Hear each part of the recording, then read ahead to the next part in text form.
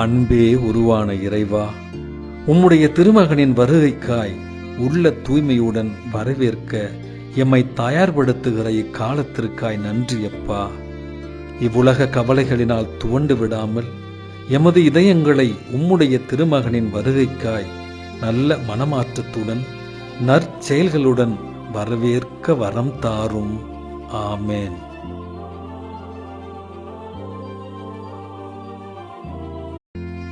Almighty ever-living God, let neither our daily work nor the cares of this life prevent us from hastening to meet your Son, Jesus Christ.